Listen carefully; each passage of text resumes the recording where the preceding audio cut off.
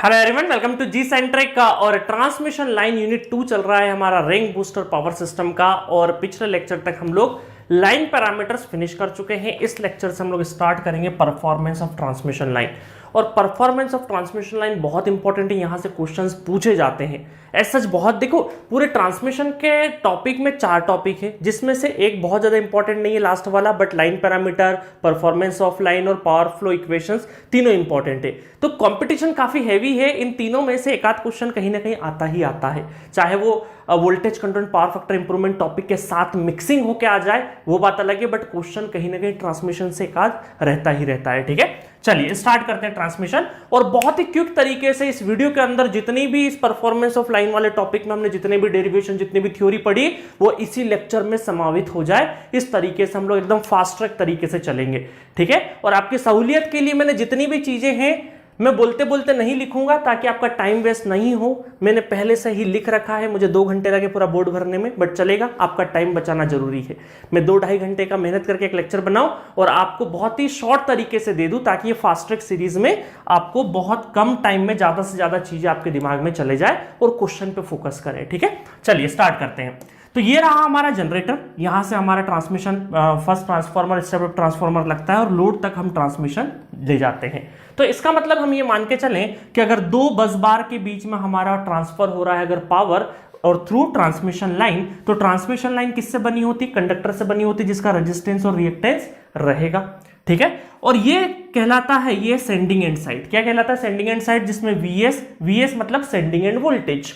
ठीक है, angle del आपको पता है, लोड एंगल क्या होता है, आईएस सेंडिंग एंड करंट, और एंगल फाइएस क्या है? सेंडिंग एंड का पावर फैक्टर एंगल। तो ये नोटेशंस काफी इंपॉर्टेंट है, ध्यान रखना। ठीक है, दूसरा रिसीविंग साइड से, रिसीविंग साइड पे क्या होता है हमारा?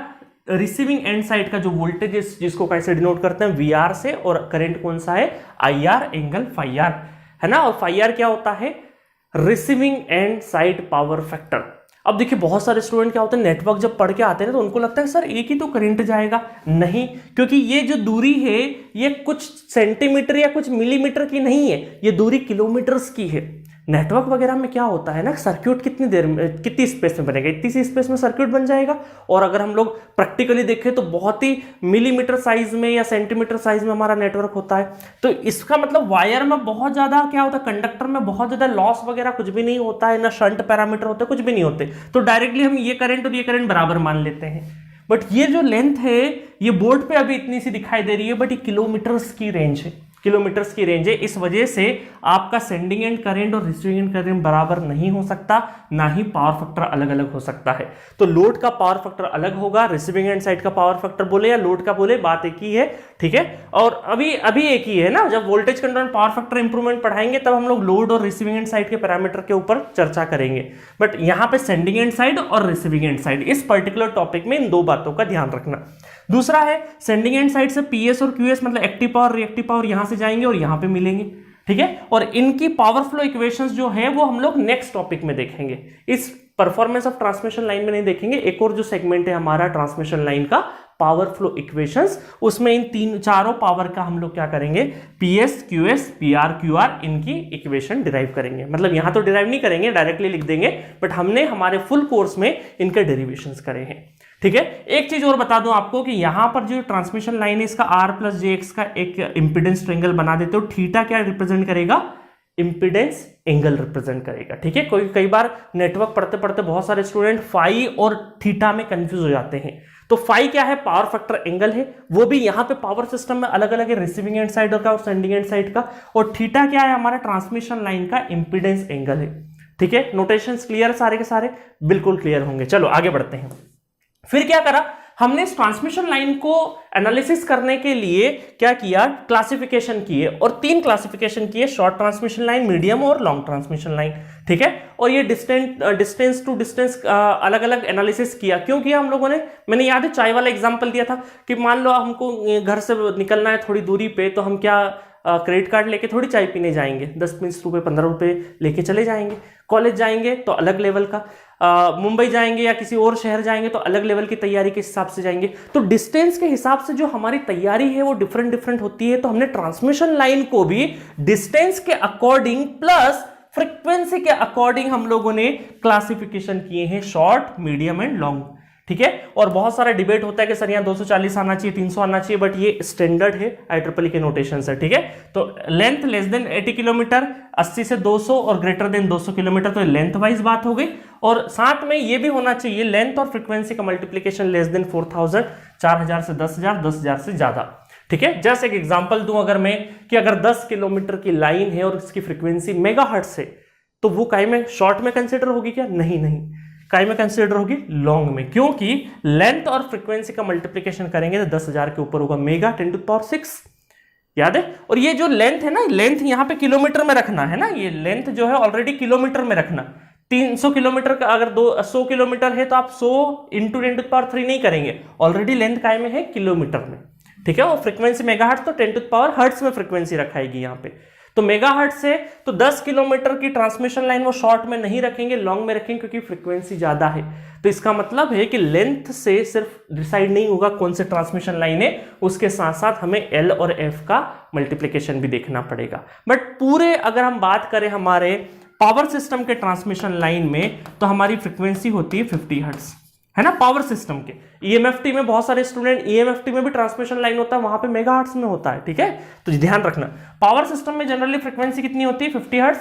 तो उस हिसाब से अगर हमारा जो लेंथ है उसी से हम लोग डिसाइड कर सकते हैं, अगर फ्रीक्वेंसी को फिक्स कर दे तो, ठीक है। और फ्रीक्वेंसी वेरी होगा तो फिर लेंथ के ऊपर रखा जाएगा फ्रीक्वेंसी को, ठीक है। चलिए, तो in short L into F का रेशो दिया, मल्टीप्लीकेशन वाला ध्यान रखिए, ठीक है। चलो, तो ये 3 क्लासिफिकेशन हमने किए हैं डिटेल वर्जन में। अच्छा, अब क्या किया हम लोगों ने? इस सेंडिंग एंड और रिसीविंग एंड साइड की ट्रांसमिशन लाइन को कैसे डिनोट कर दिया हम लोगों ने? पैरामीटर से, जिसको बोलते हैं transmission line parameter, ABCD parameter, ठीक है। और 2 पोर्ट और ट्रांसमिशन लाइन के 2 पोर्ट पैरामीटर में थोड़ा सा अंतर है, ठीक है, ध्यान रखना यहाँ पे।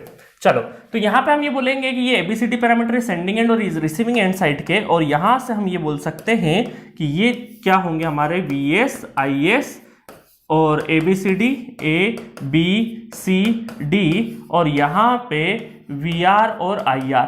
याद है आपको नेटवर्क थ्योरी में हमने क्या किया था? यहां पे क्या किया था? माइनस साइन लगा था, क्योंकि वो पोर्ट के अंदर जा रहा था करंट। बट इस बार नहीं, इस बार हमारा करंट तो लोड साइड ही जा रहा है, इस वजह से डायरेक्शन नहीं बदलेंगे। नेटवर्क थ्योरी में डायरेक्शन बदलते हैं, इस वजह से यहाँ पे माइनस आता है, पावर सिस्टम में माइनस नहीं आता है, तो इस वजह से यहां पर भी प्लस रहेगा पावर सिस्टम में, ठीक है। समझ गए? क्लियर है इतनी बातें? चलो आगे बढ़ते हैं, फटाफट बढ़ते हैं आगे। परफॉर्मेंस ऑफ ट्रांसमिशन लाइन में 2 चीजें होती है, voltage regulation and losses, efficiency, sorry not losses, efficiency. Voltage regulation and efficiency. Efficiency का मतलब है आउटपुट अपन आउटपुट प्लस लॉसेस। इसके 3 फॉर्मूले और लिख सकते हैं, इनपुट वाले फॉर्म में भी लिख सकते हैं, जो कि आपको पता है, बट मैंने एक ही फॉर्मूला लिखा है, ठीक है। चलो नेक्स्ट चलते हैं। वोल्टेज रेगुलेशन बहुत इंपॉर्टेंट है। Voltage regulation VNL minus VFL, no load minus full load divided by rated. शुरुआत में रेटेड लिखेंगे, और रेटेड हमारा ट्रांसमिशन लाइन में क्या होता है? फुल लोड ही होता है, ठीक है। देखिए, परफॉर्मेंस ऑफ लाइन में, ट्रांसमिशन लाइन में जितने भी न्यूमेरिकल करेंगे, end of the day numerical में ज्यादातर हम लोग इफिशिएंसी, वोल्टेज रेगुलेशन क्या है, इस बारे में चर्चा करते हैं। और आप बुक्स में देखोगे तो स्टैंडर्ड किताबों में सब जगह जो न्यूमेरिकल कराए गए उसमें वोल्टेज रेगुलेशन और इफिशिएंसी पूछी है आपसे, ठीक है। गेट में थोड़ा सा ऐसा होता है कि डायरेक्टली वोल्टेज रेगुलेशन इफिशिएंसी नहीं पूछते, कुछ और पूछ लेते हैं, कभी कुछ और मिक्सिंग कर देते हैं, ठीक है। वो कैसे होगा? सारे टाइप के न्यूमेरिकल, सारी वैरायटी के न्यूमेरिकल हम लोग यहाँ पे करने वाले हैं, ठीक है। चलो, ये वोल्टेज रेगुलेशन का, ये हम लोग अगर बात करें, ये कौन कौन से वोल्टेज ड्रॉप के सेगमेंट में लिखना हो तो वोल्टेज ड्रॉप के सेगमेंट में ये देखो, यहाँ पे हम ये बोल सकते हैं, यहाँ पे ये VX और VR और VX, voltage drop across resistance और वोल्टेज ड्रॉप अक्रॉस रिएक्टेंस, ठीक है। तो ये वोल्टेज की टर्म में हमने डेरिवेशन भी किया है ना हमारे फुल कोर्स में, ये फॉर्मूला भी ध्यान रख लेना। अच्छा, यहाँ 2 साइन होते हैं, प्लस फॉर लैगिंग और माइनस फॉर लीडिंग, ठीक है। वोल्टेज रेगुलेशन के 2 हिस्से होते हैं, मैक्सिमम वोल्टेज रेगुलेशन और जीरो वोल्टेज रेगुलेशन। ये हम लोगों ने मशीन के अंदर ट्रांसफॉर्मर वाले टॉपिक में maximum voltage regulation, zero voltage regulation देखा था, याद है। ऐसा हम सिंक्रोनस मशीन में भी देखते हैं। तो यहां पर थोड़ा सा डिफरेंट है, पावर सिस्टम में हमको दूसरे पैरामीटर पे कमेंट करना होता है, चीजें वही है, बट हमें देखना दूसरा, कंडीशन दूसरी हो जाती है यहाँ पे। तो यहां पे एट लेगिंग पावर फैक्टर पे मैक्सिमम वोल्टेज रेगुलेशन आता है, आप सबको पता है, और थीटा इक्वल टू 5। थीटा क्या है? हमारा ट्रांसमिशन लाइन का जो इंपीडेंस है उसका एंगल, और ये क्या है? हमारा पावर फैक्टर एंगल, ठीक है। और कहां पे, रिसीविंग एंड साइड का पावर फैक्टर, और ये हमारा क्या हो जाएगा, लीडिंग पावर फैक्टर पे कब आएगा, जीरो वोल्टेज रेगुलेशन का आएगा, लीडिंग पावर फैक्टर पे आएगा theta plus five equal to 90 डिग्री। ये दो कंडीशन ध्यान रखना। याद है आपको ट्रांसफॉर्मर में हम लोगों ने ऐसे कंडीशन याद नहीं रखी, ट्रांसफॉर्मर में हम लोगों ने tan theta equal to tan five equal to R by X या एक्स बाई आर के रेशो में याद रखा था, बट यहां पे डिफरेंट तरीके से याद रखना है क्योंकि ये पावर सिस्टम की डिमांड है, ठीक है। अल्टीमेटली है दोनों चीजें वही, बस यहां पे ट्रांसमिशन लाइन का करेंगे, वहां पे हम लोग ट्रांसफॉर्मर का करते हैं, ठीक है। चलो, तो ये दो पैरामीटर हमें निकालने। अच्छा, ये सार्थक, ये जब न्यूमेरिकल करेंगे तो बहुत अच्छे से और फॉर्मूले समझ में आएंगे, ठीक है। और जो लोग फुल कोर्स पढ़े होंगे तो सारा चीज एकदम टिप पे आपको सारी चीजें होगी और दिमाग के अंदर इस लेक्चर के बाद सारी चीजें एक साथ आपको दिखने लगेगी ट्रांसमिशन की, ठीक है। नेक्स्ट चलते हैं शॉर्ट ट्रांसमिशन लाइन। अब फटाफट हम लोग क्या करते हैं, क्लासिफिकेशन करते हैं। शॉर्ट ट्रांसमिशन लाइन में हम लोग क्या करते हैं, जो शंट पैरामीटर है इनको नेग्लेक्ट कर देते हैं, ठीक है। सिर्फ और सिर्फ सीरीज रेजिस्टेंस और रिएक्टेंस रहता है, जिसको मिला के हम क्या बोल सकते हैं, इंपीडेंस बोलते हैं। क्या बोलते हैं, इंपीडेंस बोलते हैं। और इस तरीके से ये 1Z01 ABCD पैरामीटर ये कुछ इस तरीके से लिखे हैं। यहाँ पे देखो ABCD मैंने लिख दी है वापस इक्वेशन बनाम पे। AD minus BC equal to 1 reciprocity condition ये होती है, इसको ध्यान में रखना है आपको, कई बार न्यूमेरिकल में यूज हो जाती है, ठीक है। शॉर्ट ट्रांसमिशन लाइन हो गया। बात करते हैं वोल्टेज रेगुलेशन, अगर शॉर्ट ट्रांसमिशन लाइन का निकालेंगे तो क्या है formula, VNL minus VFL divided by V rated. अब देखिए ध्यान से देखना, VNL क्या है असल में, नो लोड वो टर्मिनल वोल्टेज। VNL को क्या बोलते हैं, रिसीविंग एंड साइड का टर्मिनल वोल्टेज जब IR इक्वल टू 0 हो जाए, जब IR इक्वल टू 0 हो जाए। तो VNL when IR equal to 0, receiving end side का करंट 0 है, रिसीविंग एंड साइड का वोल्टेज 0, करंट 0 होने का मतलब क्या है, इसका मतलब है ओपन सर्किट हो जाना, है ना, ओपन सर्किट हो जाना। तो ये टर्मिनल वोल्टेज है, ओपन सर्किट टर्मिनल वोल्टेज भी बोल सकते हैं इसको हम लोग, VOC वोल्टेज भी बोल सकते हैं, बिल्कुल बोल सकते हैं, ठीक है। तो रिसीविंग एंड साइड का terminal voltage when IR equal to 0, ठीक है, तो उसको बोलते हैं VNL। और देखो यहां पर आप देखोगे, यहां पे तो हम ये बोल सकते हैं कि असल में जो हमारा ये अभी यहां पे एक काम करो, ये अभी यहां पे नहीं लिख रहा हूं मैं, ठीक है, छोड़ दो थोड़ी देर के लिए। अब मान लो ये इक्वेशन उठाता हूं मैं, VS equal to AVR plus B IR। इस इक्वेशन में, पर्टिकुलर इक्वेशन में B और IR क्या है, 0 है। ये IR अगर 0 यहां पे लगा दूं तो देखो इस इक्वेशन को क्या बोलेंगे हम लोग, जब IR इक्वल टू 0 कर दिया और VR है क्या असल में, ये वही टर्मिनल वोल्टेज ही तो है। तो अब इस टर्मिनल वोल्टेज को VR को ना लिखते हुए उसको इसकी जगह VNL लिख सकता हूं, बिल्कुल लिख सकते हैं, है ना, क्योंकि असल में VNL है क्या, टर्मिनल वोल्टेज। IR को 0 कर दो तो वही टर्मिनल वोल्टेज है। तो IR अगर 0 है, रिसीविंग एंड साइड का करंट 0 है, तो VR और हमारा VNL, VR और VNL क्या है, बराबर है। इस वजह से मैंने यहां पे क्या लिख दिया था, ये इक्वल टू किसके होता है, VR के इक्वल हो जाता है, ठीक है। अब देखो यहाँ पे तो VR इक्वल टू VNL कर देंगे तो यहाँ पे VS डिवाइडेड बाय A हो जाएगा, और यहाँ पे VNL की जगह हम लोग VS डिवाइडेड बाय A रख देंगे, सारा मैग्नीट्यूड रखते हैं ना यहाँ पे। चलो अच्छा, शॉर्ट ट्रांसमिशन लाइन के लिए A क्या होता है, देखो A कितना निकाला हमने, 1। तो A अगर 1 है तो क्या हो जाएगा, VS minus VR divided by VR। But ये फॉर्मूला डायरेक्टली स्टूडेंट रट लेते हैं, ये सिर्फ और सिर्फ शॉर्ट ट्रांसमिशन लाइन के लिए है, ठीक है, ध्यान रखना इस चीज का। समझ में आया। तो ये कॉन्सेप्ट बहुत इंपॉर्टेंट था। अब हर जगह पे क्या करेंगे, VNL, क्योंकि हर बार A इक्वल टू 1 नहीं होगा। हमें पता है कि ज्यादातर केसेस में A क्या होता है हमारा, 1 या 1 से कम ही होगा। तो इसका मतलब है कि हमें कई बार ऐसे क्वेश्चन आएंगे जहां पे सेंडिंग एंड वोल्टेज, ये वाला VNL जो वोल्टेज है ना वो ज्यादा आएगा, ठीक है। चलो नेक्स्ट बात करें अगर एफिशिएंसी की, तो एफिशिएंसी की अगर मुझे बात करना तो लॉस किस में जाएगा, सिर्फ और सिर्फ रेजिस्टेंस में। तो यहां पे ये लिख सकते हैं efficiency equal to output upon output plus losses. और आउटपुट क्या है, VR IR cos phi r। अगर सपोज करो ये आपने 3 फेज में लिखा है, ये 3 फेज में अगर पावर लिखा है तो हमें यहाँ पे I2R के साथ में 3 का मल्टीप्लाई करना पड़ेगा। अगर आपने ये जो पावर क्या है VI cos phi क्या है, एक्टिव पावर ही तो है। अगर आपने पावर 3 फेज का लिया है तो इसका मतलब आपको लॉस भी 3 टाइम मल्टीप्लाई करना पड़ेंगे, तभी इफिशियंसी का रेशो करेक्ट आएगा। अगर पावर आपने पर फेस का ले लिया है तो यहां पे 3 मत लगा दीजिएगा उस कंडीशन में, ठीक है, बाकी सब चीज नॉर्मल है। चलो तो इस तरीके से हमारा क्या हो गया, शॉर्ट ट्रांसमिशन लाइन। इसका फेजर भी बनता है, फेजर डायग्राम भी बनता है, बट आपको फेजर क्या ही बताऊं, या चलो जल्दी फटाफट बनाना हो तो बना सकते हो फेजर। देखो फेजर में क्या करते हैं हम लोग, ये रिसीविंग एंड साइड का VR, ये सेंडिंग एंड साइड का IR, ठीक है, और फिर ड्रॉप अगर मैं देखूंगा तो ये हो जाएगा IR इंटू R ड्रॉप, और फिर यहाँ पे J IR इंटू X, ठीक है, और ये फिर मिल जाएगा क्या VS, और ये इस एंगल को क्या बोलते हैं, दोनों के बीच के एंगल को डेल बोलते हैं, है ना। VR और VS के एंगल को बोलते हैं लोड एंगल, और इन दोनों का एंगल कितना हो जाएगा, ये हमारा फाई आर हो जाएगा। और हमें पता है मैग्नीट्यूड वाइज तो क्या है, IR और IS शॉर्ट ट्रांसमिशन लाइन में बराबर है, तो इसका मतलब है कि ये वाला जो एंगल है VS और IS के बीच का जो एंगल है दैट इज फाई S, ठीक है। तो इस तरीके से पूरा एक फेजर डायग्राम बनता है, इसके ऊपर न्यूमेरिकल भी हम लोगों ने बहुत सारे किए हैं, ठीक है। चलो आपको पता होना चाहिए शॉर्ट का, बहुत बाकी आपको मीडियम या लॉन्ग ट्रांसमिशन लाइन के डेरिवेशन की बहुत ज्यादा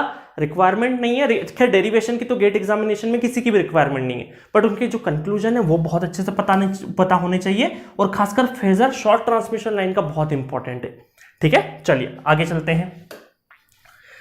मीडियम ट्रांसमिशन लाइन, ठीक है। मीडियम ट्रांसमिशन लाइन को 3 हिस्सों में हमने डिवाइड किया है। पहला है एंड कंडेंसर मेथड, सेकंड है नॉमिनल टी मेथड, और नॉमिनल पाई मेथड। अच्छा, ये करते क्यों हम लोगों ने 3 कैटेगरी बांटी, ध्यान से सुनना। मीडियम ट्रांसमिशन लाइन में हमको क्या करना था, शंट कैपेसिटेंस को भी लेना था, शंट कैपेसिटेंस को भी क्या करना था, कंसिडर करना था। अब शंट कैपेसिटेंस क्या होता है, देखो नॉर्मली ट्रांसमिशन लाइन में मैंने पिछले लेक्चर में भी बताया था कि हर एक पॉइंट पे वैसे तो क्या होता है, कैपेसिटेंस होता है, और ये सब वर्चुअल कैपेसिटेंस होते हैं, फिजिकल कोई कैपेसिटेंस नहीं लगे, बट एयर है, 2 कंडक्टिंग मीडियम है, dielectric, air is the dielectric, तो यहां पे कैपेसिटेंस फॉर्म होता है। कैसे फॉर्म होता है, पिछले लेक्चर में हमने क्वेश्चन भी करा था। अब ये कैपेसिटेंस को अगर हमें कंसिडर करना है तो या तो हम इन सारे कैपेसिटेंस को मॉडलिंग करना है हमें, ये क्या कर रहे हैं हम लोग, देखो शॉर्ट ट्रांसमिशन लाइन में क्या एक पॉइंट पे रेजिस्टेंस होगा, नहीं, हम लोग क्या कर रहे हैं, हर एक पॉइंट को रेजिस्टेंस नहीं मान के हमने एक लम्प्ड पैरामीटर मान लिया। तो यहां पर भी हमें अगर कैपेसिटेंस कंसिडर करना हो तो हमने अलग अलग तरीके से किया। एंड कंडेंसर में क्या किया कि सारे कैपेसिटेंस का इफेक्ट इधर साइड में ले लिया, रिसीविंग एंड साइड में ले लिया, एंड में। ये कंडेंसर का मतलब कैपेसिटेंस बोल सकते हैं आप अभी के लिए, ठीक है। तो रिसीविंग एंड साइड में ही इसका इफेक्ट मान लिया, तो ये हो गया एंड कंडेंसर मेथड। इसका ABCD पैरामीटर इनको जब सॉल्व करेंगे तो ये ABCD पैरामीटर मैंने लिख दिए, याद रहना चाहिए आपको, 1 + YZ Z Y1, ठीक है। बट इसमें ड्रॉबैक क्या था, ड्रॉबैक ये था कि यहां पर अगर आपने एंड में, है ना, एंड में कैपेसिटेंस मान लिया है, तो यहां पे जब भी लाइट लोड कंडीशन होगी, लाइट लोड कंडीशन, है ना, ये आगे चल के और अच्छे समझ में आ जाएगा। लाइट लोड कंडीशन होगी तो यहां पर ये जो कैपेसिटेंस है ये यहां रिसीविंग एंड साइड में वोल्टेज लेवल क्या करेगा, इंक्रीज कर देगा। और कई बार अगर सडन लाइट लोड हो गया, एकदम ट्रांजिएंट, मतलब सडनली लाइट लोड कंडीशन हो गया, और ये आपका सेंडिंग एंड वोल्टेज और ये रिसीविंग एंड वोल्टेज है, तो कई बार लाइट लोड कंडीशन में VR > VSB हो जाता है। Whenever receiving end side voltage is greater than sending end side voltage under the light load condition, that effect is called Ferranti effect। क्या बोलते हैं उसको, Ferranti effect बोलते हैं, Ferranti effect, ठीक है। चलो एक चीज और बता दी मैंने, Ferranti effect, समझ गए। तो इस वजह से कैपेसिटेंस इधर हम लोगों ने कंसिडर नहीं किया। अब आप बोलोगे अरे सर हम तो मजाक कर रहे थे, उधर थोड़ी कर रहे हैं, हर एक पॉइंट पे कैपेसिटेंस होता है। नहीं, आपने कंसिडर कर लिया तो हम ड्रॉबैक भी तो निकालेंगे ना, आपके अजम्पशन पे भी हम लोग ड्रॉबैक निकाल रहे हैं। आप भी इमेजिनरी में खेल रहे हैं, हम भी इमेजिनरी में खेल रहे हैं, बट एक्चुअलिटी तो कुछ डिफरेंट ही है ना, यही हमारा इंजीनियरिंग है।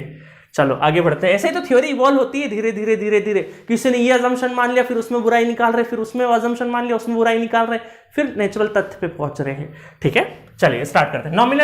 नॉमिनलिटी में क्या हुआ कि कैपेसिटेंस को, चलो इधर तो बहुत दिक्कत थी, तो हमने क्या किया, सेंटर में मान लिया। तो चलो इसका क्या आया, ABCD पैरामीटर कुछ इस तरीके से आया, 1 + YZ/2Z समथिंग, है ना। और एक मॉडल और आया नॉमिनल पाई मॉडल के। काम करते हैं, ये देखो इंपीडेंस आधे डिवाइड हो गए थे, एक काम करते हैं इंपीडेंस को मत हिलाओ, वहीं का वहीं रखो, इस कैपेसिटेंस का कुछ हिस्सा इधर कर लो और कुछ हिस्सा इधर कर लो। अब ये दोनों के दोनों एनालिसिस वाइज बहुत ज्यादा डिफरेंस नहीं आते इनके कैलकुलेशन और इनमें, बट क्या होता है, कोई अगर पूछे आपसे इंटरव्यू में कि इन दोनों में से बेस्ट कौन है, तो आप बोलोगे इन जनरल तो दोनों के रिजल्ट बेहतर ही आते हैं, अलग अलग। इसको हम लोग कई बार फॉल्ट एनालिसिस के टाइम पे यूज करते हैं, इसको कई बार हम लोग लोड एनालिसिस के टाइम पे यूज करते हैं। जनरली इन जनरल तो कुछ अंतर नहीं आता, बट फिर भी आप पूछ ही रहे हैं कि इन दोनों में से फिर भी थोड़ा सा एक्स्ट्रा एज किसको मिलेगा, तो हम बोलेंगे नॉमिनल पाई को। पूछेंगे क्यों मिलेगा एक्स्ट्रा एज, तो आप क्या बोलोगे कि सर यहां पर क्या होगा कि जैसे ये सेंडिंग एंड साइड का वोल्टेज है तो इस नोड का वोल्टेज हमें पता है, ये रिसीविंग एंड साइड का वोल्टेज है तो इस नोड का वोल्टेज भी, यहां मान लो ये दो नोड है तो ये दो नोड पे तो वोल्टेज बड़े आसानी से स्पेसिफाई कर सकते हैं हम लोग। तो इसका मतलब है कि हमारे लिए कैलकुलेशन आसान हो जाएगी, दो ही नोड एनालिसिस में काम हो जाएगा। बट अगर हम यहाँ की बात करें तो ये VS है और एक नोड, एक वोल्टेज यहाँ पे, एक वोल्टेज यहाँ पे और एक हमारा इस साइड में प्लस माइनस VR, ठीक है, तो इस साइड में हो जाएगा। तो इस वजह से क्या होगा कि यहाँ पे जो डिग्री है, सॉरी, जो हमारे इक्वेशंस की जो डिग्री है वो 1 2 3 हो जाएगी और यहाँ पे 2 डिग्री में ही काम हो जाएगा। तो इस वजह से इसको हम लोग नॉमिनल पाई मेथड मानते हैं। एक रीजन और बोल सकते हैं, कैपेसिटेंस का बैलेंस जो है कुछ उस साइड भी है कुछ इस साइड भी है, ठीक है, तो इस तरीके से बोल सकते हो, बट ये ज्यादा बेहतर अप्रोप्रिएट आंसर है जो कि किताबों में लिखा गया है, ठीक है। चलो, बट हमें क्वेश्चन ज्यादातर किससे करना है, नॉमिनल पाई से ही करना है। देखो कन्वेंशनल पेपर होता है ना तो वहां लिखा रहता है कि क्वेश्चन गिवन है और टी से करना है या पाई से करना है, स्पेसिफाई होता है। बट गेट एग्जामिनेशन में ऐसा कुछ भी नहीं है, क्योंकि सब्जेक्टिव एग्जाम में आपको टी से ही करना है। अगर बोला है टी से करना है तो टी से ही करना है, बट गेट एग्जामिनेशन में तो आपको आंसर से मतलब है, किसी से भी लाइए, ठीक है। चलिए, अब देखो दोनों में कई बार पैरामीटर याद रखने में दिक्कतें आती है। अब मैं आपको शॉर्टकट बता देता हूं, है ना, बहुत बार बताता हूं, एक बार और बता देता हूं।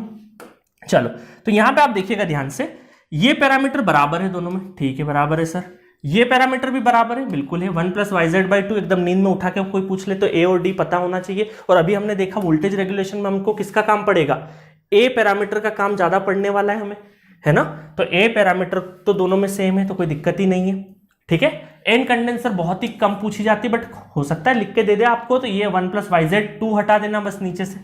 चलो, अब अगर इन दोनों के पैरामीटर की बात करें तो z और y तो क्या है, एक ही जगह पे है, अपनी अपनी जगह पे प्लेसिंग है, इन दोनों में अंतर नहीं है। सिर्फ ये वाला जो पोर्शन है 1 + yz/4 का, ये एक बार इधर और एक बार इधर है। अब इसमें कंफ्यूज हो जाते हैं स्टूडेंट कि इधर आएगा इधर आएगा, तो आपको मैं बताऊं t जो है, t पैरामीटर, क्या मैं इसको t को क्या ऐसा भी लिख सकता हूं, देखो ये भी तो t है, t को मैंने उल्टा कर दिया। चलो, अभी तो हमारे पास स्मार्ट बोर्ड है ना, देखो t पैरामीटर है, t पैरामीटर, तो इसको क्या मैं ऐसा कर दूं, देखिएगा t को क्या नजर आ रहा है, y पैरामीटर नजर आ रहा है ना, क्या नजर आ रहा है, y पैरामीटर आ रहा है, y। तो इसलिए c की जगह पे जब भी t आएगा तो सिर्फ y लिखना है। याद रखने का तरीका t सर y, है ना, याद रखने का तरीका है और कुछ नहीं है, समझ गए। तो कंफ्यूजन 1 + yz/4, कंफ्यूजन सिर्फ इतना होता है ये इधर आएगा ये इधर आएगा, तो टी नेटवर्क में सिर्फ और सिर्फ y रहेगा, t मतलब y, और बाकी आपका पाई में यहां पे रहेगा इसके साथ में, ठीक है। चलो, बाकी याद करने के तरीके और भी कोई तरीका आपके पास हो तो मुझे भी बताइएगा, ठीक है। चलिए, medium transmission line over, next चलते हैं हम लोग लॉन्ग ट्रांसमिशन लाइन। देखिए, लॉन्ग ट्रांसमिशन लाइन में नोटेशंस बहुत इंपॉर्टेंट है। स्मॉल z क्या होता है, series impedance per unit length per phase, small shunt admittance per unit length per phase, ठीक है। कैपिटल Z ये पर यूनिट लेंथ है, तो इसमें लेंथ का अगर मैं मल्टीप्लाई कर दूं तो ये टोटल सीरीज इंपीडेंस पर फेज और टोटल शंट एडमिटेंस पर फेज हो जाएगा। उसके बाद अगर बात करें अगर इसके ABCD पैरामीटर के, तो कुछ इस तरीके से बड़े खास हाइपरबोलिक फंक्शंस में निकलते हैं ये, है ना, cos h, गामा l और इस तरीके से सारा का सारा चीजें।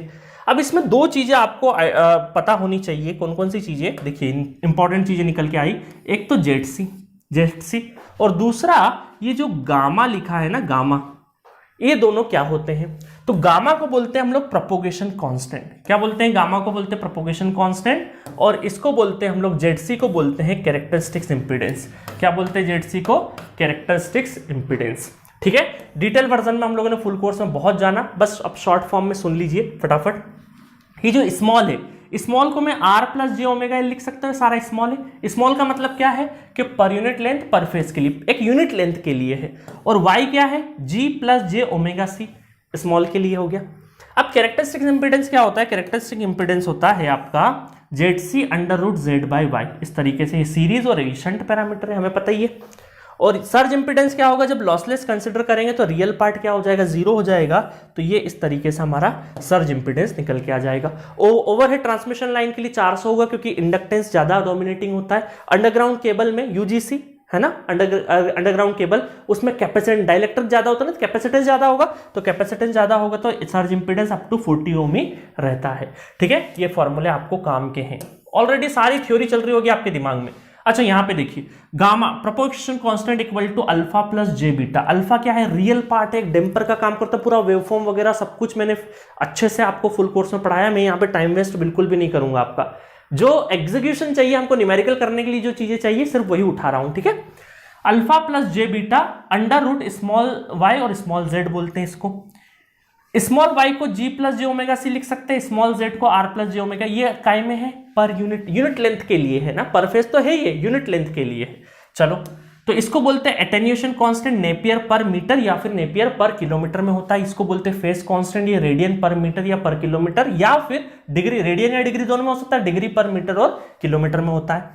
अच्छा अगर मैं लेंथ L से मल्टीप्लाई कर दूं, L से मल्टीप्लाई कर दिया, यहां भी है ना पूरे इक्वेशन में L से मल्टीप्लाई कर दिया लेंथ, और ये लेंथ कौन सी, ट्रांसमिशन लाइन की लेंथ किलोमीटर में हो सकती है, मल्टीप्लाई कर दिया तो L इधर भी मल्टीप्लाई होगा, L इधर भी मल्टीप्लाई होगा। कुछ नहीं किया मैंने, पूरी इक्वेशन में L से मल्टीप्लाई कर दिया। और मान लिया कि लॉसलेस अगर लाइन है तो लॉसलेस लाइन इसका मतलब रियल पार्ट क्या है, डेम्पर। जो रियल क्या होता है, रियल रेजिस्टेंस होता है ना, तो डैम्पिंग वाला जो है, डेम्प्ड करने वाला जो पैरामीटर वो जीरो हो जाए, तो रेजिस्टेंस या फिर कंडक्टेंस जीरो हो जाए, तो हमारा रियल पार्ट अगर जीरो हो जाए तो इस इक्वेशन को क्या लिख सकते हैं हम लोग, जी जीरो आर जीरो। तो यहां पे इससे हम कंपेयर करेंगे, किससे कंपेयर करेंगे, देखना इन दोनों को अगर मैं कंपेयर करूं, इन दोनों इक्वेशन को कंपेयर करूं तो क्या हो जाएगा, बीटा एल और जे दोनों कॉमन होके अंडर रूट से दो है तो अंदर बाहर क्या आएगा, एक आएगा, और इससे मैं कंपेयर कर रहा हूं तो हटा दिया मैंने, तो यहां बीटा एल और इधर देखिएगा ओमेगा सी, ओमेगा दो ओमेगा आएंगे तो एक ओमेगा को बाहर कर दिया मैंने, और अंदर के साइड में एल और सी, और ये एल और सी जो है इंडक्टेंस और कैपेसिटेंस पर यूनिट लेंथ के लिए है, ठीक है, पर यूनिट लेंथ के लिए है। अच्छा अब मैं जैसे ही एल का मल्टीप्लाई करूंगा, है ना, एल का मल्टीप्लाई कर दूंगा तो ये ओमेगा को भी अंदर ले जाऊं, है ना, एल का, क्योंकि ये जो एल बाहर था इसको अंदर ले जाओ, लेंथ ट्रांसमिशन लाइन लेंथ अंदर ले गया तो क्या हो गया, omega L into L omega C into L. अब देखो यहां पर जैसे ये जो ओमेगा एल और ये था ना, अगर मैं बात करूं, देखो इंपिडेंस के अंदर अगर मैं बोल दूं आर प्लस जे एक्स और रेजिस्टेंस जीरो कर दूं, रेजिस्टेंस को क्या कर दो जीरो, तो इंपिडेंस इक्वल टू क्या है, जे एक्स, रिएक्टेंस ही तो होगा, और रिएक्टेंस होगा तो अगर मैं मैग्नीट्यूड वाइज लिखूं तो जे ओमेगा, मैग्नीट्यूड वाइज लिख दूंगा तो कितना होगा, ओमेगा एल, तो ओमेगा एल को इंपिडेंस ही तो लिखते हैं, तो similarly omega L into L, तो इसका मतलब क्या हो गया, जब भी हम लोग ये जो स्मॉल क्वांटिटी है हमारी, स्मॉल क्वांटिटी में अगर लेंथ का मल्टीप्लाई कर देंगे तो क्या बन जाएगा, कैपिटल बन जाएगा, है ना, कैपिटल बन जाएगा। तो ये जो हमारा था ओमेगा एल जो था वो स्मॉल क्वांटिटी का था जिसमें एल का मल्टीप्लाई कर दिया तो ये कैपिटल बन जाएगा, इसी तरह ये कैपिटल बन जाएगा। तो बीटा इक्वल टू ये जो एल है वो नीचे चले गया तो under root two capital Y Z by L, तो स्मॉल वाई जेड से क्या बन गया, कैपिटल वाई जेड बन गया डिवाइडेड बाई एल हो गया, ठीक है। तो ये फॉर्मूला बहुत इंपॉर्टेंट है, ठीक है, बहुत इंपॉर्टेंट मतलब बहुत इंपॉर्टेंट क्वेश्चंस आते हैं यहां से। तो आपको जो मैंने हाईलाइट किया है सिर्फ ये याद रखना है चीजों का, और ये छोटे छोटे जो मैंने नोटेशंस लिए हैं, लेंथ का कब मल्टीप्लाई हो रहा है कब नहीं हो रहा है, सारी चीजें इंपॉर्टेंट है। नेक्स्ट चलते हैं। अब क्या हुआ, जैसे लॉन्ग ट्रांसमिशन लाइन में क्या है, ये हाइपरबोलिक एंगल्स थे, थोड़े टफ थे, तो हमने क्या किया, एक काम करते हैं, इसके अप्रोक्सीमेशन पे चलते हैं। अप्रोक्सीमेशन पे गए तो हमें पता चला कि इक्विवेलेंट जो है, जो हमारा पाई नेटवर्क का जो हमारा निकला था, पाई नेटवर्क के इक्विवेलेंट क्या हो गया, ये सारी चीजें आ गई। अप्रोक्सीमेशन, इस चीज का अप्रोक्सीमेट किया तो ये चीज आ गई। तो एग्जैक्टली जो नॉमिनल पाई में हम लोगों ने जो पैरामीटर पढ़े थे वही पैरामीटर अब यहां पर भी है, ठीक है। और फिर इसको ट्यून्ड पावर लाइन, ये ऐसी पावर लाइन होती है, देखिए ट्यून्ड पावर लाइन का कॉन्सेप्ट मैं बता देता हूं कि सेंडिंग एंड से रिसीविंग एंड साइड में जीरो वोल्टेज ड्रॉप, बीच में zero voltage drop. Zero voltage drop कब होता है साहब, जीरो वोल्टेज ड्रॉप तब होगा, मान लो यहां से करंट ही जीरो हो जाए, IR करंट ही क्या हो जाए, जीरो हो जाए, तो कोई ड्रॉप ही नहीं होगा, तो इसका मतलब है कि अगर आपका ये जो receiving end side open circuit हो जाए उस केस में IR क्या हो जाए, जीरो हो जाए। नो लोड केस हो जाए, नो लोड कंडीशन हो जाए, लोड ही नहीं लगा है, तब भी हम क्या बोल सकते हैं, IR जीरो बोल सकते हैं। उस केस में कोई भी ड्रॉप नहीं हो क्योंकि कोई भी करंट ट्रेवल नहीं कर रहा है, उस केस में हम ये बोल सकते हैं VS और टर्मिनल वोल्टेज या तो बराबर होंगे या हो सकता है इधर का वोल्टेज थोड़ा सा ज्यादा भी हो सकता है। तो ऐसे जो केसेस आए ट्यून पावर लाइन में कि सेंडिंग एंड और रिसीविंग एंड साइड के पैरामीटर एग्जैक्टली बराबर हो जाए, उसको ट्यून पावर लाइन बोलते हैं। ऐसे केसेस में क्या होता है, जब इसका अप्रोक्सीमेशन और किया जाता है तो कॉस हाइपरबोलिक हटा के हम क्या लिख सकते हैं, beta L Z C sine beta L 1/ZC sine beta L cos beta L. तो जब हम लोगों ने क्या किया, आप देखोगे डीपी कोठारी की बुक उठा के देखोगे और भी डिफरेंट है, आप देखोगे बहुत सारी किताबें उठा के देखोगे तो आपको पता चलेगा कि यहां पे हमने अगर कोई न्यूमेरिकल लेते हैं और उसको शॉर्ट ट्रांसमिशन लाइन से सॉल्व करें, है ना, शॉर्ट से सॉल्व करें, और हम लोग लॉन्ग ट्रांसमिशन लाइन के हाइपरबोलिक से सॉल्व करें, या फिर हमारे ये एग्जैक्टली अप्रोक्सीमेटली इससे सॉल्व करें और ट्यून पावर लाइन से सॉल्व करें, तो शॉर्ट ट्रांसमिशन लाइन का रिजल्ट तो डिफरेंट होगा, बट लॉन्ग ट्रांसमिशन लाइन के इन तीनों मेथड से जब हम न्यूमेरिकल सॉल्व करेंगे तो बहुत ही स्लाइट वेरिएशन आएगा, बहुत ही स्लाइट सा वेरिएशन आएगा, बहुत ज्यादा वेरिएशन नहीं आएगा।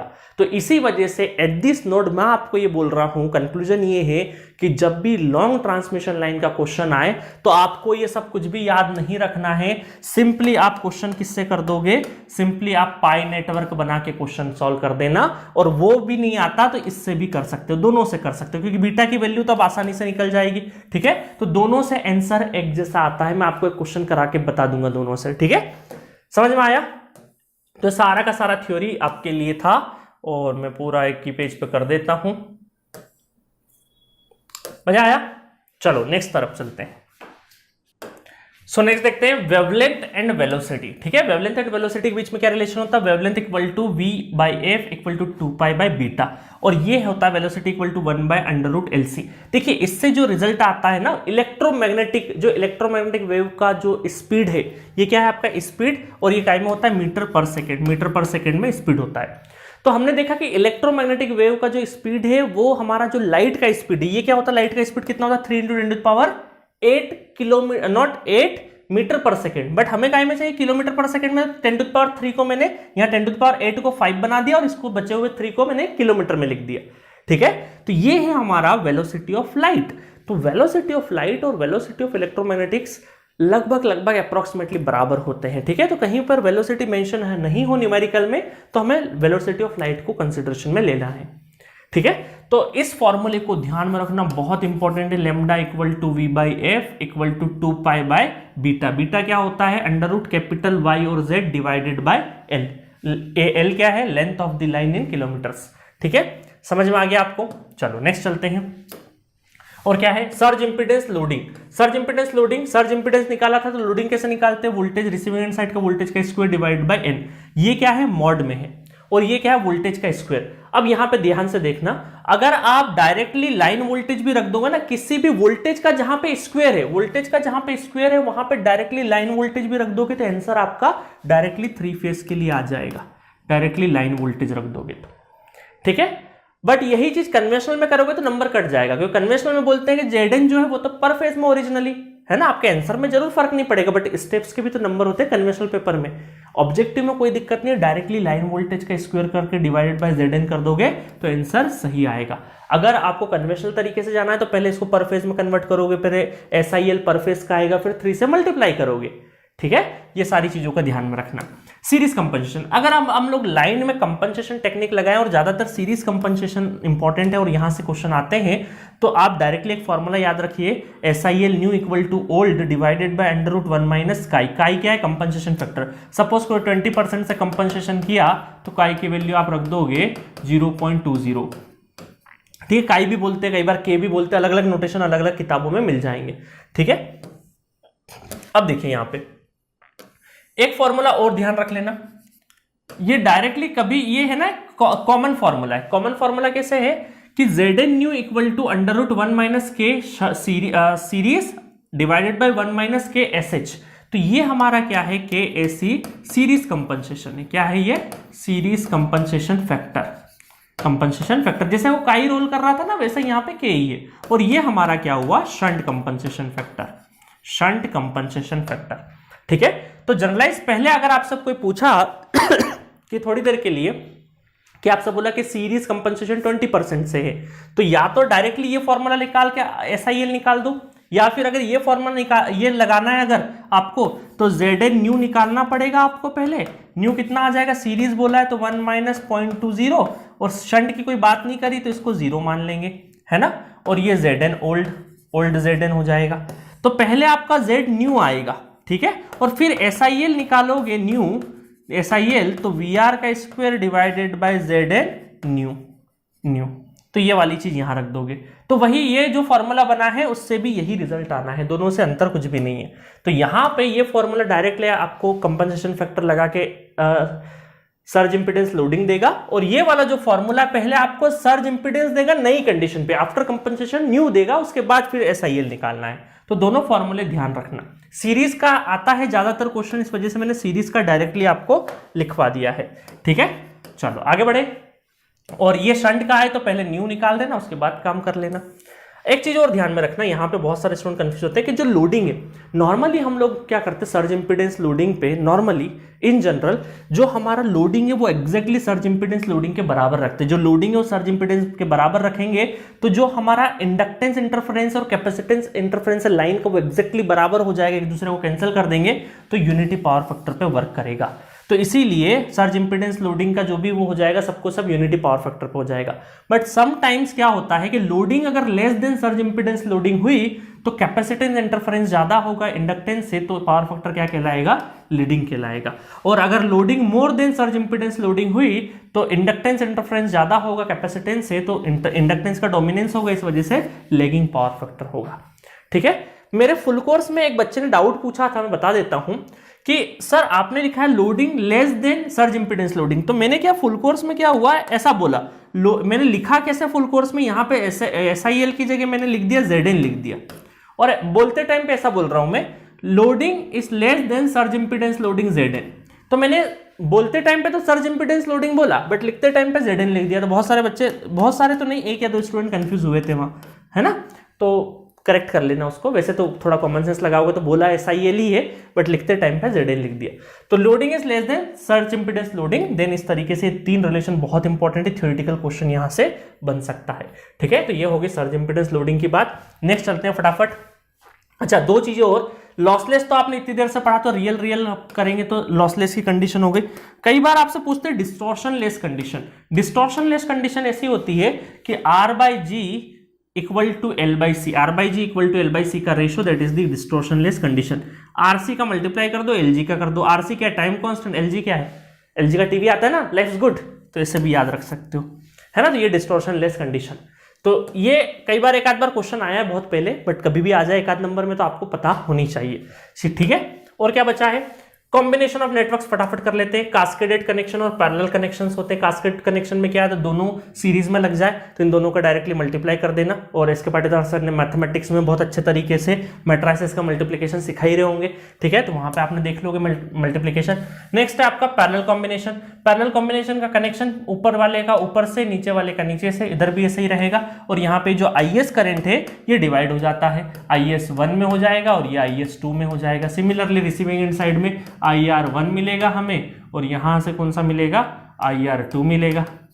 ठीक है, तो इस तरीके से पूरा डेरिवेशन किया था और ये चार पैरामीटर निकल के आते हैं। A1 B2 plus A2 B1 divide by B1 plus B2। A और D एक दूसरे के एनालॉगस होते हैं, तो A की जगह D रिप्लेस कर दो बस। B क्या होता है, B1 B2 divide by B1 plus B2। अच्छा, ये फॉर्मूला अगर याद नहीं हो, ये फॉर्मूला याद नहीं हो तो देखो AD minus BC equal to 1 तो पता है ना आपको, पता है, बिल्कुल पता है सर। तो हमें निकालना है C पैरामीटर, C पैरामीटर निकालना है। तो C पैरामीटर निकालना है तो A पता है, D पता है, B पता है, A पता है, D पता है, B पता है, तो C निकाल लोगे ना, बस इस इक्वेशन का यूज करके निकाल लेना, उससे ये फॉर्मूला बना है। ठीक है, न्यूमेरिकल के लिए तो और आसान है ना, ये थोड़ी लगाना है, ये लगा लेना न्यूमेरिकल के लिए। चलो, ये कॉम्बिनेशन ऑफ नेटवर्क हो गया। और इस तरीके से थैंक यू सो मच कि ये इस नोट पे हम लोगों ने परफॉर्मेंस ऑफ लाइन के सारा थ्योरी A to Z सब फिनिश कर दिया। ठीक है, सारा का सारा हमने फिनिश कर दिया। ठीक है, मजा आया? तो फटाफट चल लेते हैं, एक बार और रिकैप करा देता हूं। यहां से चले हम लोग परफॉर्मेंस ऑफ ट्रांसमिशन लाइन से, जहां पे सारी कैटेगरी देखी हम लोगों ने। उसके बाद यहाँ पे voltage regulation, power factor improvement, सारा का सारा शॉर्ट नोट बन रहा है आपका। वोल्टेज रेगुलेशन में क्या इंपॉर्टेंट याद रखना है आपको बता दिया मैंने। उसके बाद तीनों मॉडल हम लोगों ने डिस्कस कर लिए। उसके बाद यहाँ पे देखा लॉन्ग ट्रांसमिशन लाइन में किस तरीके से सारे डेरिवेशंस होते हैं, फेज कांस्टेंट क्या होता है, बीटा क्या होता है, ये सारा का सारा आपको क्लियर हो गया। ठीक है, उसके बाद हमने देखा कि यहाँ पे वेलोसिटी और इनके बीच क्या रिलेशंस हैं। उसके बाद सर्ज इंपीडेंस कंपनसेशन वगैरह क्या है, ये सारा चीज़ देख लिया। उसके बाद लॉसलेस कंडीशंस देख ली, और उसके बाद कॉम्बिनेशन ऑफ नेटवर्क्स देख लिए। अगले लेक्चर में हम लोग इन सारे टॉपिक्स के ऊपर न्यूमेरिकल करने वाले हैं, और आप बहुत अच्छे से रेडी रहना, वीडियो को पॉज करना और सारे न्यूमेरिकल खुद से सॉल्व करना है आपको। खुद से सॉल्व करोगे तो कॉन्फिडेंस लेवल अलग लेवल पे हो जाएगा आपका। ठीक है, तो मिलेंगे नेक्स्ट लेक्चर में न्यूमेरिकल के साथ। Okay, thank you.